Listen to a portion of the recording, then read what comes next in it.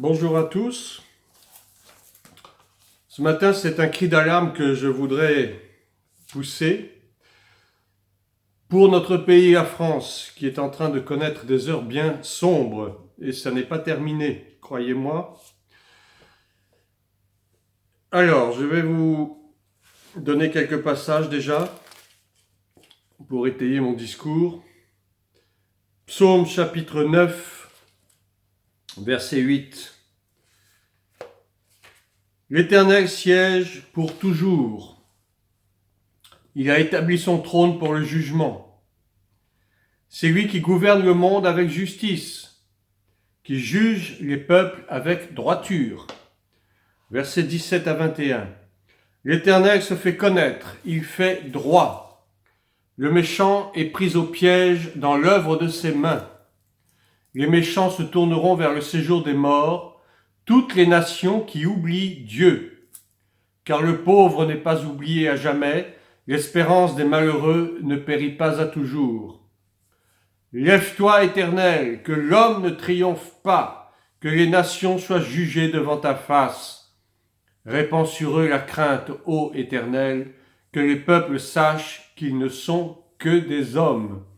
Et c'est là le véritable problème de nos nations. Alors, je ne parle pas de toutes les nations, mais enfin, en tout cas, particulièrement les nations occidentales et la France, c'est que les hommes sont orgueilleux, sont arrogants, ils pensent qu'ils peuvent se passer de Dieu, qu'ils se suffisent à eux-mêmes. Et ça, c'est tout l'héritage des philosophies des Lumières qui consiste à prendre l'homme pour son propre Dieu. Eh bien non. L'homme ne peut pas triompher, c'est Dieu qui triomphe, c'est Dieu qui juge. L'homme ne peut pas juger, l'homme n'a pas la capacité de jugement. C'est seul Dieu qui peut juger et qui peut faire grâce et miséricorde. Un autre passage dans Job, cette fois-ci. Job chapitre 8. Le jonc pousse-t-il sans un marais ? Le papyrus peut-il croître sans eau ? Encore vert et sans qu'on le coupe, il sèche plus vite que toutes les herbes. Ainsi arrive-t-il à tous ceux qui oublient Dieu, et l'espérance de l'impie périra. C'est un peu ce qui nous arrive en France. La France est en train de sécher plus vite que toutes les herbes parce qu'elle est privée d'eau. Et l'eau, c'est la parole de Dieu. L'eau, c'est l'évangile de Jésus-Christ, qui n'est plus prêché comme il devrait être prêché dans nos nations. On prêche la prospérité, on prêche toutes sortes de salades dans tous les sens, et pas qu'en France malheureusement, un peu partout. Et la France n'est plus abreuvée, notre terre n'est plus abreuvée, et du coup elle se dessèche, elle se craquelle, elle devient désertique. Et ne nous étonnons pas donc qu'il y ait tous ces problèmes qui surviennent, toute cette rébellion, toute cette révolte sociale, et qui, a priori, n'a pas de raison de prendre fin, parce que d'un côté comme de l'autre, les positions sont fermement tenues, et a priori, on ne voit pas quelle est la solution. Mais la solution, elle existe bien. La solution, c'est de se tourner vers Dieu, c'est de se tourner vers Jésus-Christ, qui est notre seule chance de salut. Un autre passage, Psaume 33, versets 10 à 12. L'Éternel renverse le conseil des nations. Il anéantit les projets des peuples. Le conseil de l'Éternel subsiste à toujours, et les projets de son cœur de génération en génération. Heureuse la nation dont l'Éternel est le Dieu, heureux le peuple qu'il a choisi pour son héritage. Alors si je reprends le verset 10, l'Éternel renverse le conseil des nations. Actuellement, le conseil des nations, c'est le conseil de l'ONU. L'ONU est en train de prendre plein de décisions concernant le monde. L'ONU pense que c'est elle qui a la solution pour maintenir la paix dans le monde. C'est complètement faux.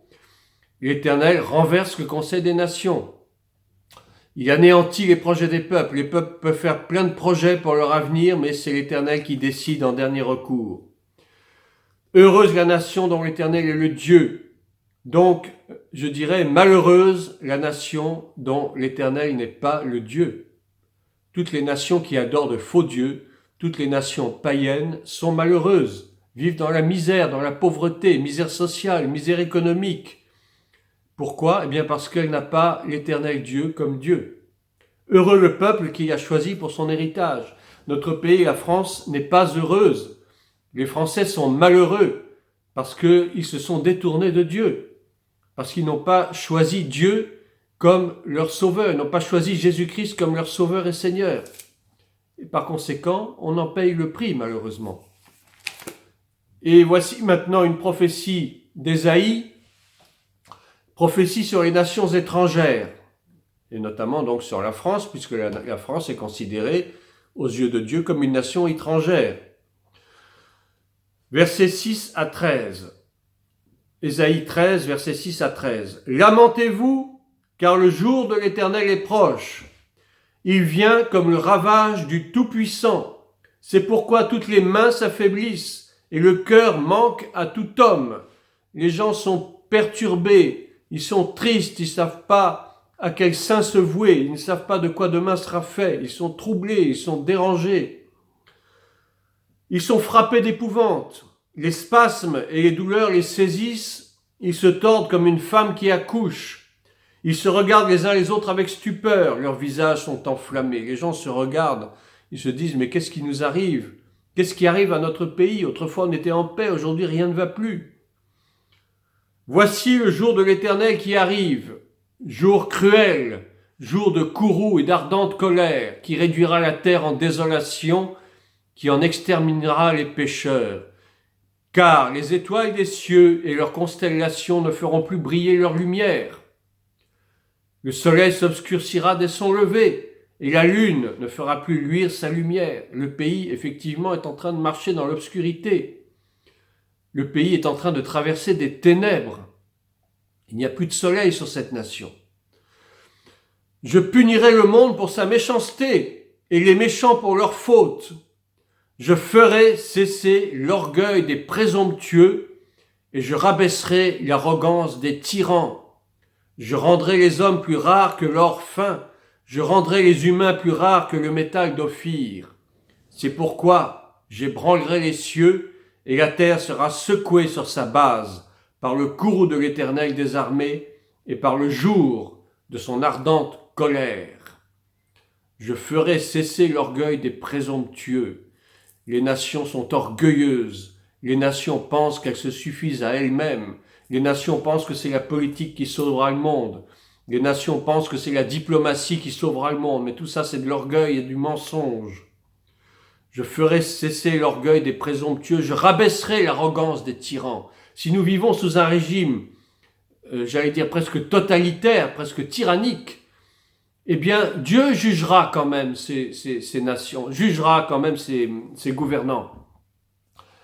Il faut se dire une chose, c'est que nous avons le gouvernement que nous méritons.